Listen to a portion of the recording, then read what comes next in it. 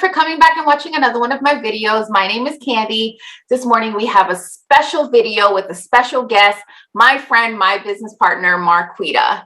She is no stranger to our channel. She has been on a few times, but this time she is going to be telling us a personal story. So I'm going to have Marquita kind of just go ahead and reintroduce herself, and then we are going to jump in and talk about why she is here sharing this part of her journey with us today. So Marquita, go ahead. Take it away. Hello, everyone. I'm Marquita. I am the co-owner of MK Adoption Services, and I'm also a new mom to Milana. Yeah, she's so cute. She's so cute. So this morning we are going to be talking about NICU experiences. So this topic is no stranger to a lot of parents that go through parenthood, but especially any type of parent that goes through any type of fertility treatment, embryo donation, or adoption. But when we go through it on the embryo donation side or the adoption side, it's almost something that we're not prepped for. We don't understand. It's something that happens kind of like a surprise. And so Marquita is going to go ahead and share her experience with us and hopefully kind of open up your eyes a little bit and maybe say, maybe I kind of need to just have this in the back of my mind in case it does happen to me, and just kind of, open up some people's hearts, because again, unless you've been through it, you really don't understand, because it really is difficult. So, before getting pregnant, Marquita, did you know anyone that had a NICU experience at all? Okay, you're mute. I don't know why. Your speaker's off. You said before my experience, did I know anyone that had a NICU experience? Mm-hmm. Family or friend? No, I didn't. Probably the most I knew about NICUs was seeing like the different donation boxes that would be like at Walmart. I know there's one like as soon as you walk in Walmart.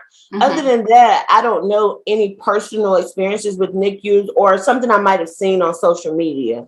Yep. Okay. So before your experience with the NICU, when you saw the NICU acronym, what kind of came to your mind? Mainly like sick babies, really small babies and sick babies. That's what came to mind. Okay. Mm-hmm. Me too. Tell us about your pregnancy. Was it easy? Was it difficult? Were you happy? Were you sad? What kind of woman were you during your pregnancy?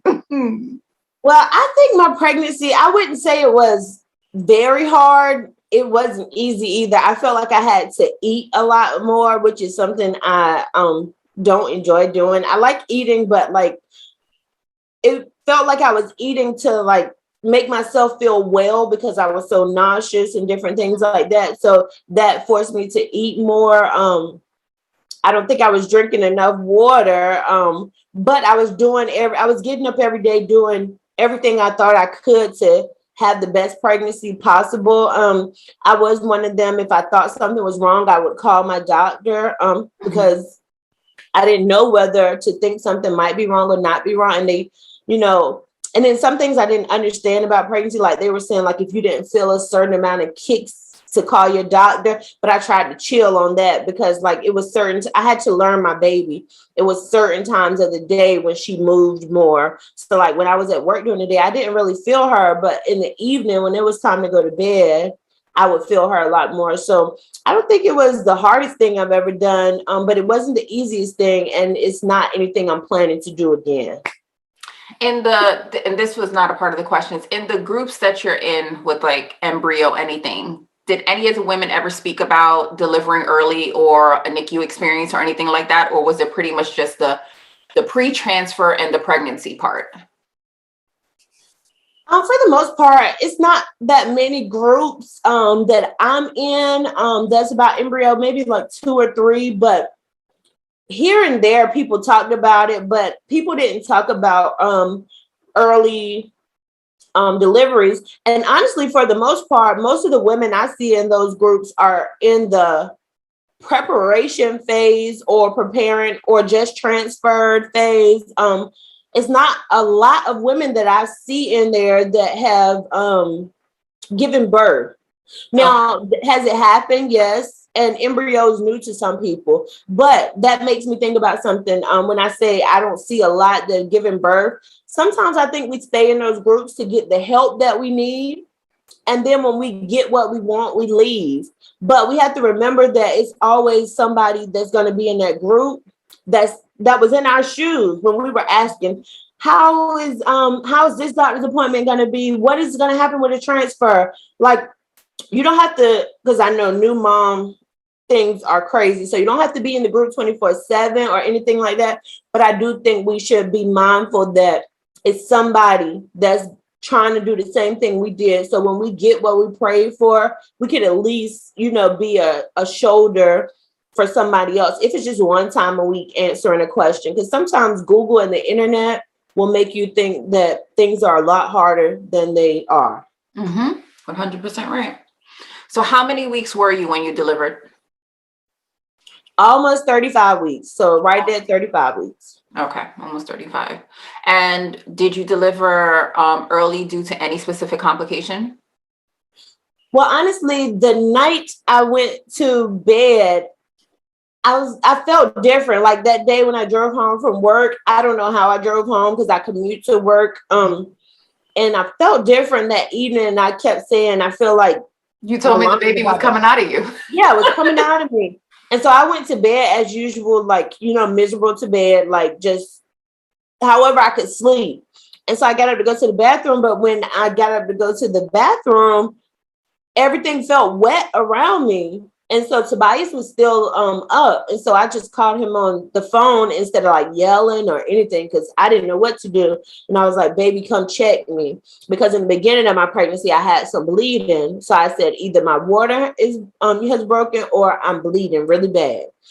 And so he came and checked me and he was like, let's get up and get dressed. And he got dressed calmly and I got dressed calmly as well. And we just grabbed a few things. We weren't really prepared. We didn't have our hospital bag prepared like we should have. We had bags prepared, but we didn't have them prepared like we should have. But in hindsight, after he came home and grabbed the bags, we really didn't need the stuff that was in the bags, to be honest.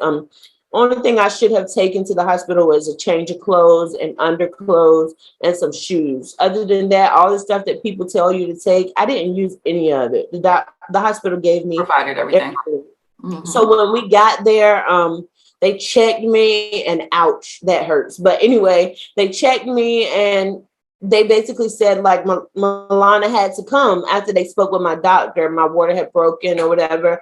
And so it wasn't like an emergency, but she had to come within the next 24 hours or so. And so they started like monitoring her and Tobias went home to like take a shower and to grab some things that we needed. And next thing we know, we had a scheduled CSection. I was going in to have Milana. Now that startled us because we've been to the hospital before. Like I was itching one time and they wanted to make sure I didn't have some condition where they would have to prepare to take her early. So like most of the time going to the hospital or doctor, I came back home. And so this time was different. I wasn't coming back home without my baby, and before we got to this phase in our pregnancy, we talked about when something happens to focus on me and Milana. That was Tobias' task, to focus on us, not to call any family member and say Marquita's in labor or anything. So his focus was on getting us to the hospital safely. So our family was asleep, and when they woke up, they had a baby. So you delivered when they told you that you had to have a C-section today, the baby was coming today within the next 8 hours, at any point in your mind, knowing at what gestational point she was at, did a NICU stay cross your mind at all one time? No, it did not cross my mind at all, because in my mind, the few things I've heard about a NICU, I didn't meet those stipulations, requirements, or whatever you want to, the criteria. I didn't meet that criteria to have a NICU stay in my head. What little bit I knew about a NICU stay. I guess the only thing I was thinking about was like, oh my goodness, my baby's coming. I was supposed to go to the doctor. I didn't know how much she weighed, but there was some rumbling and tumbling going on in there every day. So I didn't think she was the tiniest of the tiniest. I still wasn't afraid about that. I think I was more so like, oh my God, it is really time to have this baby. And my doctor had prepared for me to have a C-section anyway, but they already told me when you get there, the nurses will likely encourage you to see if you want to push. I didn't want to push, So once we got that out of the way, that I didn't want to try to push because they didn't care for me weekly. So they didn't know the plan. They talked to my doctor, but still most people said they'll still try to encourage you to push. And I wanted to stick to what my doctor had planned for me and what he had planned because he was coming, so yeah. So I still didn't think that I was going to be having a NICU stay. So you have your C-section, you deliver a beautiful, healthy baby, you take your pretty little pictures, kissing her, and you go into recovery. You know how much she weighs at this point. At any point are you thinking she's going to have to stay in the hospital? No. So I went to my room. I couldn't feel my body, my legs, or anything at all. Like when they threw me to the other bed, it was just like throwing trash. That's what I felt like. And so like I couldn't go and see her until I could feel my legs. And so my husband was going to see her all the time. And she was doing good or whatever. And I'm not one for pain medicine or to stay laying down. So before I knew it, I was up heading there myself to see my baby. And so she was doing good. And then they started feeding her. They had started feeding her for me because my breast milk wasn't coming in. Mm-hmm. And I was always telling Tobias, regardless, a fed baby is a fed baby. Like, we're not assessing over breastfeeding. We have all the tools to breastfeed, but if we have to formula feed or anything, that's fine. As long as our baby's fine and I'm fine. Those are our two goals right now. Not what society says you should do. None of that. That wasn't our plan. Mm-hmm. So they started feeding her, and then after a while, that she was born in the 13th, and I guess like maybe 13, 14, they noticed some distension in her stomach. And so the doctor was saying, well, we're going to call the neonatologist at the NICU and see what they think. And then they said, watch her a little while longer. And then it didn't go down. So they called her back. And then the doctor asked me, because at the hospital, they had doctors on round. So it wasn't the same doctor at this hospital because they didn't have a NICU there. And in hindsight, if I knew more about a NICU now, I probably would have just went on to a hospital that had the special care nursery already, just in case. But so then the nurse came back around to me after talking to Tobias. Tobias said, go talk to my wife also, because I was back in the bed because they told me I need to sit down. And so I said, no, call the neonatologist now, let them know that she still has some distension. If she needs to do something different, let's do it. So they went and called her. They still were going to watch her. And I got up to go down there again, waddling down there, looking a mess. And she had a tube down her throat. They were trying to see what was in her stomach, if anything. That was the scariest thing ever. When I went in there, they had a tube down her throat. It was two nurses. And they were telling me that they need to check her stomach. And I turned around so fast and said, her daddy's coming, because her daddy dealt with all the hard things. And so her daddy came back, went back down there and, seeing what was going on. He came and told me. And I said, well, let's just get her to the special care nursery. Still, freshly just had her less than 2 days ago. Still didn't think much about it. Still didn't think she was going to stay as long as she did and all of that stuff. And so it didn't really hit me until the transport team came to get her, and they had her in the closed incubator with all the stuff hooked up to her and everything. And I was craving Jimmy John's. So Jimmy John's was downstairs bringing the food, and Tobias had gone to get it. And the team came by with her because they come by so the babies can say bye to you. Mm-hmm. And I said, could you hold on? Her daddy's coming. And she was just laying in there. She didn't look helpless or anything because she was breathing on her own. And when her daddy came in there, I still had the pictures in the phone. She smiled at him, and we looked at each other and said, you know, she's gonna be fine. And so they told us it would take them like an hour to get her there and stuff. And it was still kind of still a blur to me because I still needed to get checked out. I still needed to get discharged. You know, I still needed to make sure I could take a shower good by myself. Like I had just had a baby and it was time to move on to the next phase. There was no rest time or anything. It was time to like move on to support my baby. And so after that, we went to the NICU. Well, we had to find where the NICU was, and we kept calling the phone number, and they were answering the phone. And so we eventually found it because this is a big hospital. And when we found it, the lady at the desk said, "Miss Rayner, you were looking for your baby. I'm glad you found your baby." And I just started laughing, and that's where the NICU experience began. Oh gosh. All right. So you got discharged after how many days? 2 days. Yeah, 2 days. 2 days. And how many days in total was Milana in the NICU? 35 days. 35. So tell me about the experience of her being in the NICU. So we know she was in there because she had some tummy issues. How was that journey? Well, first off, when we walked in the NICU area, they transitioned to a new area, and we did like a little news article on that locally as well. So the NICU was so tight and small, their old NICU, that like I could literally be sitting down and touch your baby. You could touch my baby. That's how close you had to sit with your baby. And so me and Tobias were looking at each other like, where in the world are we? But we grabbed our chairs and sat by our baby's side. And so we looked up at the chart, and the goal they had for Milana was to stay cute. And they were figuring out all her other little goals. They thought she was the cutest little thing. And so she was just laying there. And then the nurses started explaining everything to us and all of that, telling us like how the numbers that we could call and all that stuff. So they stayed over there a couple of weeks. I mean, she stayed over there maybe like half of her NICU stay was over there, and then she moved to the new ward with them.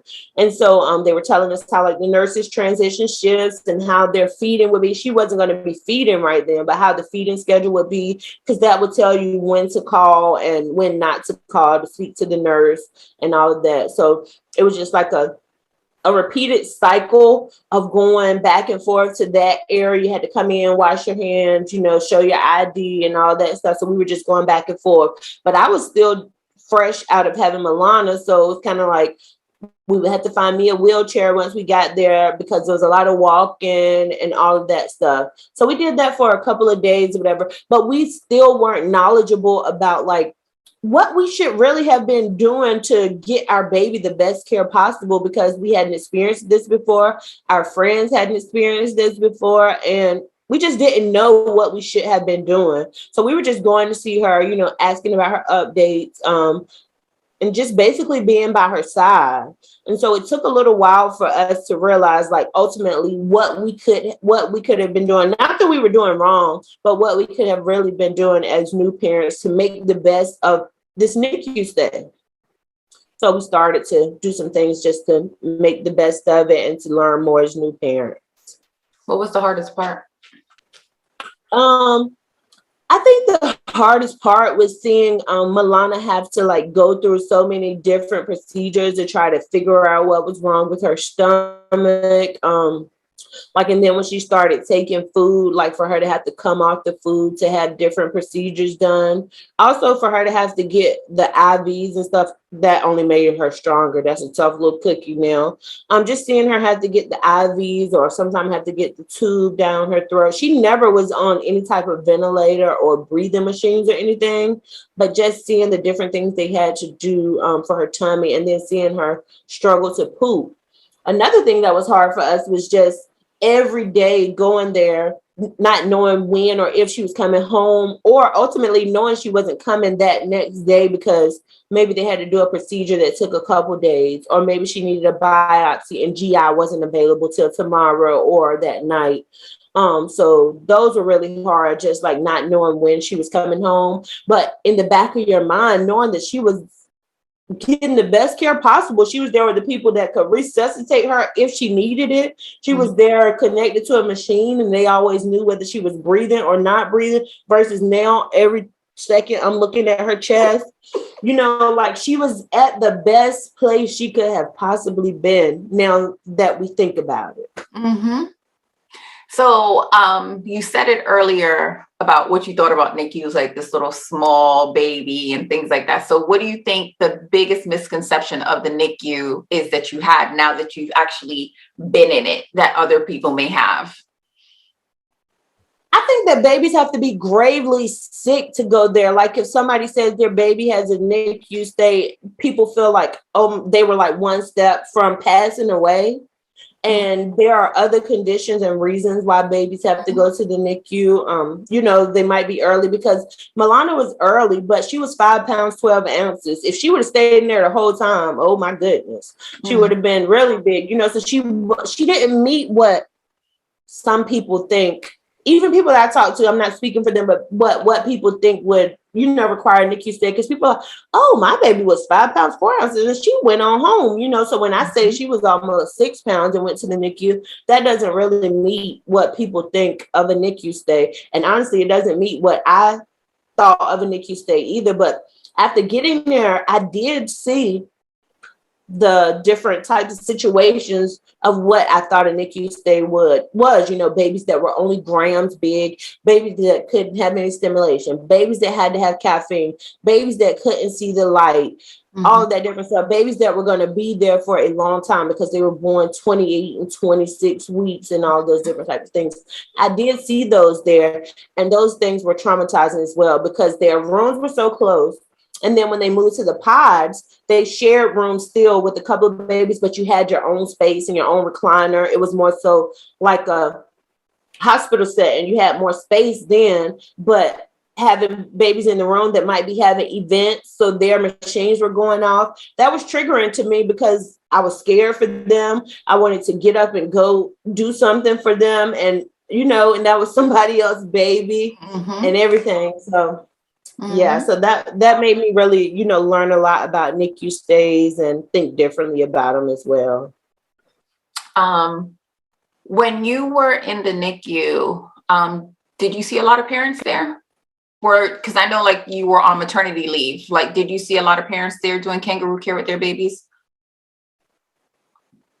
There were a lot of parents there. There were some babies that I didn't really see their parents there. And I went different times of the day, so they may have come the opposite time that day that I came. Now, I know the babies that were in the room with Milana, their parents did come. I saw more moms than dads, to be honest. I did see some dads, but more moms than dads. Let's see. I went there every single day. And then like even when Tobias went back to work prior to me, he would come after work. We went there and held Milana and loved on her daily. Sometimes like when she had to get the feeding tube, we couldn't hold her right then. We would have to wait or different things like that. But we went there and I held her for hours. Most of the time they would call it washing in, when you had to come in and wash up to your elbows. Many times I was washing in with the nurses and washing out with them. And that's another topic about taking better care of myself, because like I said, she was really in the best place possible. But I could, like, as soon as my feet hit the floor, I took a shower and I had to go see about my baby. So I did see a lot of families there caring for their babies. How was your support system while she was in there? Do you feel like they understood what you were going through? Do you feel like they were as compassionate as they could have been? Besides me. Let's be honest. Okay. Now, I have a strong support system, but they're not familiar with like a NICU stay for the most part. They're used to like the babies coming home, like 2 or 3 days later. So like our support system was strong, but with COVID, it wasn't much they could do besides keep calling us because you couldn't have visitors. Previously, the nurses told me like you could have more visitors come in with you. So that would have been like people there that could have helped hold Milana and stuff like that, because we just wanted to love on her and, you know, while she was there. So it was just ultimately Tobias and I, because nobody else could go in there. And then like me, I'm okay with the phone sometimes, but I prefer for people to not to keep calling me. Unless it's something that I'm really interested in talking about. Like, say you call me about embryo adoption, we can talk for hours.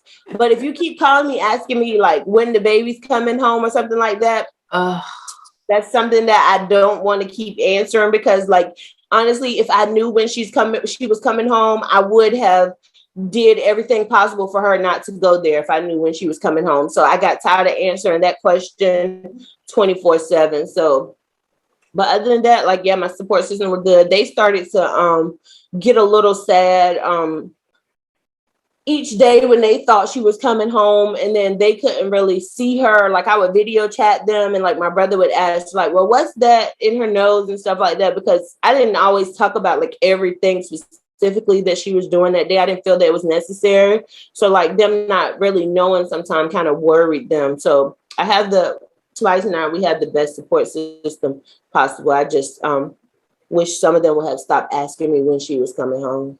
Yeah. So anyone going into this journey, whether it be with an embryo donation or a private domestic adoption, what would you tell them about preparing for a possible, NICU experience? Well, no matter how healthy you are or how much knowledge you have about a NICU stay, I think you should at least prepare with a few preemie outfits, not overdoing it, maybe like one or two or so preemie outfits for the babies. I know Milana didn't have a lot of preemie clothes. She had mostly like 0 to 3 clothes, so we had to like grab a few pieces. Also, to know that like if you have a NICU stay, it is okay. It is okay. Like if they need care, that's the best care that they could possibly get. So of course you can still be an advocate for your child, but just know if they have to go to the NICU, likely they won't always be there and they'll get the care they need. It's okay to remain a part of your baby's care. Learn the routine of the special care nursery that your child is in. So like I know in Milana's nursery, they did rounds every morning starting at like 9. So they did like pod 1 all the way to pod 7. Milana was in pod 6. So I knew I needed to be there like 9-ish. But even when they weren't doing rounds, they had like different residents and stuff coming around, and understand that doctors, like they had the main doctor and they have doctors that's doing residencies and different things like that. So like understanding who you're talking to, and if something's not getting where you need to be, like if you keep telling me I don't know, I don't care if you got an MD or not, let me talk to the next person. Especially if it's something that I know that there's an answer for, if you're working on it. And so we would come there doing rounds, and that's when all the doctors, all of the care partners, everybody comes to your baby's bedside and they talk about your baby and what the next steps will be. And so if you're there as a parent, you get to have some input in it as well. Like Milana was a hard stick for her IV. And at one point, I think one person had verbalized maybe giving her a scalp IV. But since we were so active in her care, another person said, if we do that, her mom and dad are going to flip. Let's try to do something different. Let's try to start back feeding her, which ultimately she could have fed. And so the person that knew that was somebody that was in her rotation coming around. And at that point, we weren't there because you can't be there every single minute. So it's good to like show your face, let people know what you prefer, be nice to them and different things like that. And understand like that a lot of people at your baby bedside doesn't mean anything bad, because I came in one day, it was like 4 people at Milana's bedside. And I was like, washing my hands really fast, like, what is going on with Milana? Like, nobody has called me. And so, but they were just like showing each other how to do it. And doing things, because most of the time they tried to have the same nurse with the baby like 2 days back to back, and then they would rotate to another pod. At least that's what I observed, and then they would come back. So being there over a month, like everybody kind of got to know Milana. And also, it is okay to call when you're not there. It's okay to call. And I ain't saying call 24/7, but it is okay to call. But when I first came home, I was calling that hospital 24/7. Whew, I know my story, and I was like, okay, hi, it's Milana's mom. Can you connect me to pod 6, bed 438? And then they would connect me, and then they would ask for like her password. And then I would get like an update on her weight and everything like that. And then sometimes the nurses would say, get some rest, mama. I chuckled, and I thought that meant don't call back, man. That's what they meant. Right. So, but they never make you feel like you cannot They call. don't. And every nurse has their own style. Like certain nurses would call as soon as you picked up the phone, and they're like, hey mama, Milana gained such and such grams tonight. She's doing good. She had her feet. She had one stool. Some of them will like give it to you, while others you have to ask specific questions. So like kind of like get to know your daughter or son's care team as well. Okay. Did Milana's NICU have cameras in it so that you could see her, like individual cameras? No, you would have said something. No, they didn't have cameras in there where I could see her. Good girl. I'm telling you, you would have never got off them cameras. I remember one of the nurses told Kenny to log my phone out the camera so I could stop looking at Peyton. They were like, log her phone out. She needs to get sleep. I used to just be like, yeah.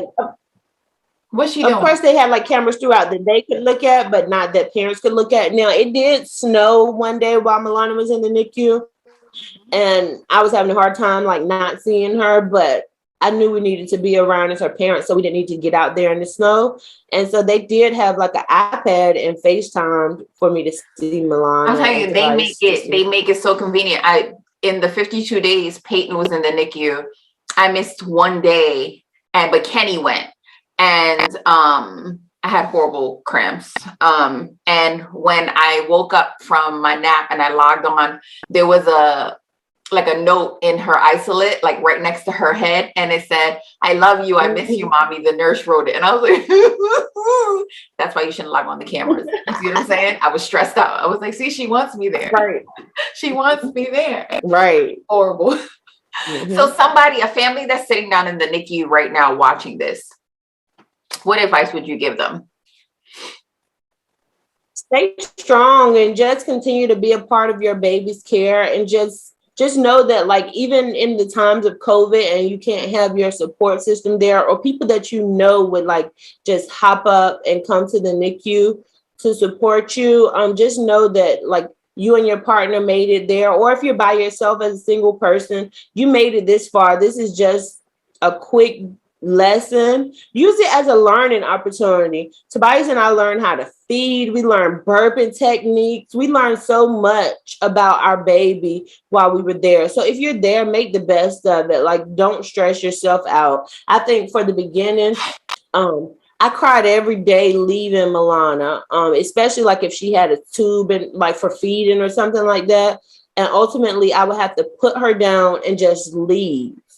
Because it was so hard. Like, those feelings are normal, but just know that tough times don't last forever being a NICU parent.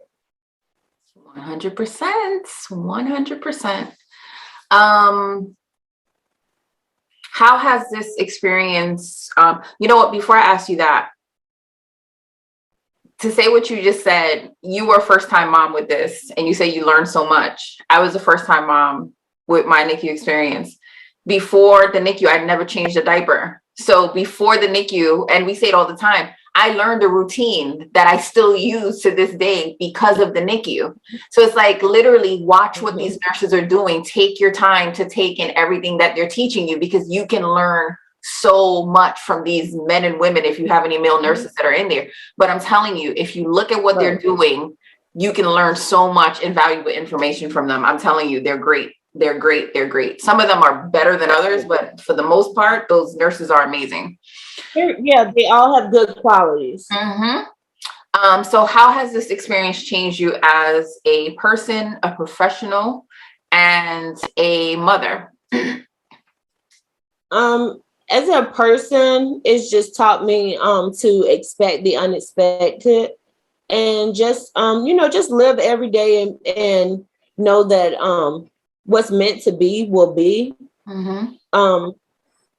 As a professional, it's really going to help me help so many of our families who might potentially have a NICU stay, just to be prepared for a potential NICU stay. And if they're having a NICU stay, to be able to support them, whether it's virtually or if they just so happen to be nearby, be able to support them. When I think about supporting someone that's having a NICU stay, I know that, and I'm still working on that, like eating each day was like not my top priority. So like when we did eat, we would like order food and stuff. And so in hindsight, if I knew then what I know now, like when I went to different people, baby showers, or offered them things, I would give them gift cards, DoorDash gift cards, Instacart gift cards, Visa gift cards, versus like a whole lot of unnecessary baby things. The babies are gonna have what they need regardless. Like All the your time. baby will not lack. I wholeheartedly believe that. But like parents that have, especially extended NICU stay, we struggle. Like we don't want to come home and wash dishes, so we grab food. Mm-hmm. They said be there at 11 so we can feed. So on the way there, we grab a sandwich versus like staying home to cook food. They said Milana might have her biopsy at 4. So yes, I'm going at 3 to pray for her, to tell her I love her. And, they said she might be out at 5. Okay, we're sitting in the parking lot. So when you call and say, hey, Miss Raina, Milana's finished, we're running up the stairs to see her, So a lot of time, you're away.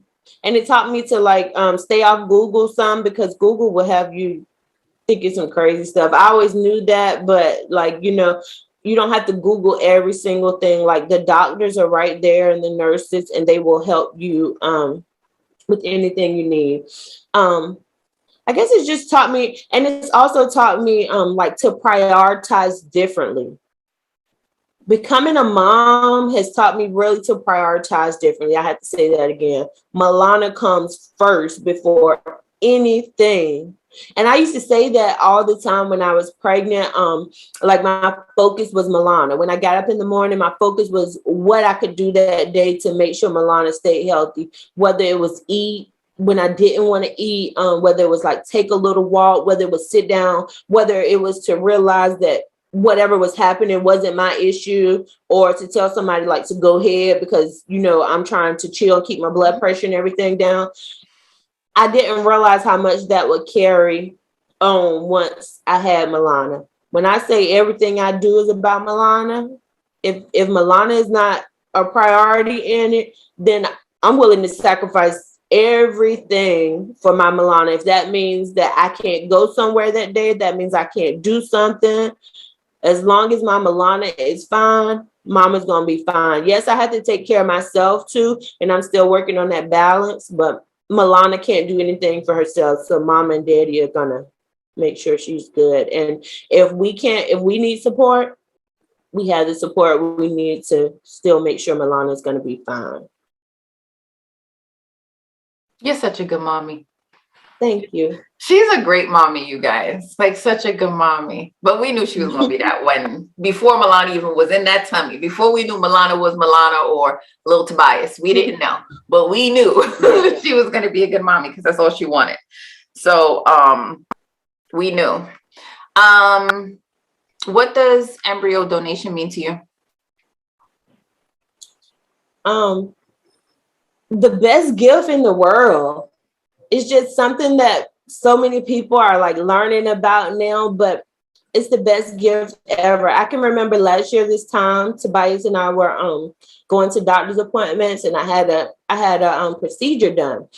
And when I went in to have the procedure done, like once they give you the meds, you eventually go to sleep, but you don't realize when you're going to sleep.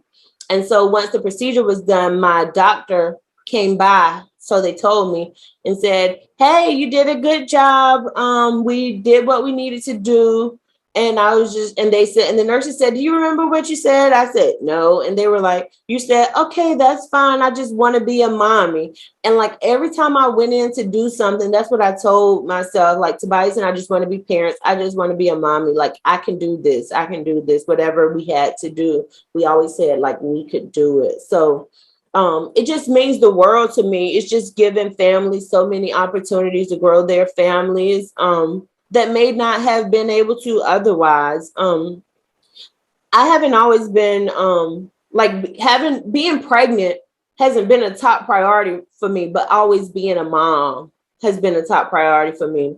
And when we were blessed with my nephew Eli, like that really opened me up to see that like God is going to do it, but in his timing. Mm-hmm. Like my sister wasn't talking about every day being a mom. She just wanted to be a mom to everybody in the world. She didn't have to be a mom to a baby that stayed in her house every night. She just wanted to be she's just a mama lady to everybody in the world. But when God did that, when she wasn't even asking, I was just like, God, you can, I know you can move mountains. Mm-hmm. So, and he did. And as far as Embryo, like, we took a chance at it. We took a chance. If you don't take a chance, you don't never know what might happen. Like we had one embryo, one shot at it, and we transferred. And so many people, minds are blown daily that our one embryo stuck, and we ended up having a pregnancy and having Milana. That NICU stay was nothing. Like that was nothing because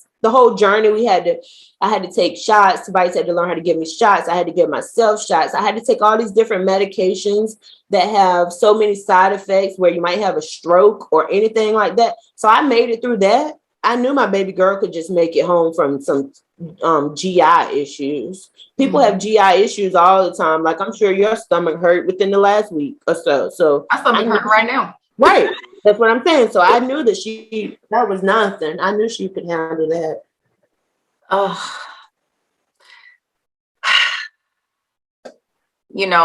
Journey to parenthood is different for everyone. You never know how it's going to happen, when it's going to happen. With Marquita's sister, again, she just wanted to be a mommy to everybody. Marquita and Tobias were very focused on we want to be parents. We don't care how we're going to be parents. We want to be parents. They put all their eggs in one basket, but literally one embryo in one womb. And, here we are with their miracle baby. She shared her NICU experience with us today. And again, Milana wasn't tiny. She was, to me, a full term, which I was considering, full term is 36 and beyond, but, full term, happy, healthy baby girl, but just happened to have some tummy issues. And the doctors did what they think was right. And thank goodness they did. They kept her in the hospital for a little longer and figured it out. And now she's at home and, she's thriving and she's doing well. You have some parents that, they deliver and give birth to 40-week babies. And for some reason, the baby might have a fever or anything else might happen. And that baby has a NICU stay, an extended NICU stay. You cannot plan this. It doesn't mean that you're going to have a 2-pound, 8-ounce baby like me, an almost 35-weeker like her, or a 40-weeker like someone else. Any baby can end up in a NICU. And the reason why Marquita's speaking about this, I've spoken about this, is you have to be prepared for anything. You have to be prepared for anything. You cannot write this. You can't plan for this.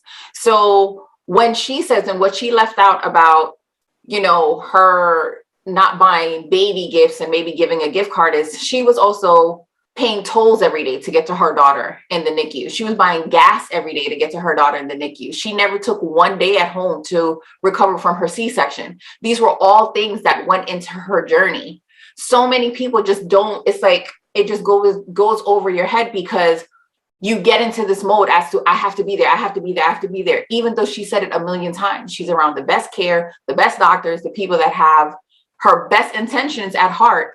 But as a mom, you have to be there.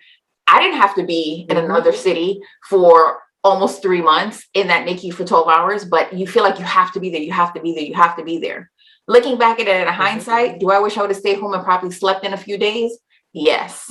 You know what I mean? Because they were fine, but you don't feel that way. And I encourage you, if you want to be there, I encourage you to be there. I encourage you to go hold your baby, read to your baby. But like she says, advocate for your baby. Ask 1,000,001 questions. If you feel like something is off, say something. If you don't agree with something that the doctor is saying, ask to speak to somebody else. You have to advocate for your baby 100%. 100%. 100%. And if you are in the NICU right now, this is not forever. It will get better. Your baby will come home. They're not going to stay there forever. You know what I mean? Be strong. Take care of yourself. Eat something today. When you go home tonight, try to get some rest. Make sure you're staying hydrated. But this right here, I'm telling you, I'm still haunted by the NICU. I forever will be. That's just the way that it is for me. And my experience was horrible. Not because my daughter was sick, but it haunts me forever. But it made me a mom. Honestly, it made her a mom, you know? Hang in there. Hang in there. Hang in there. The NICU is a hard start, but it makes your kids the strongest ever. There's some little warriors. Yes. That's literally why it has a hashtag, NICU warrior. They don't make that stuff up, you know? So yeah. I promise you, if you have a NICU stay, you're going to have a very, very, very strong, resilient baby.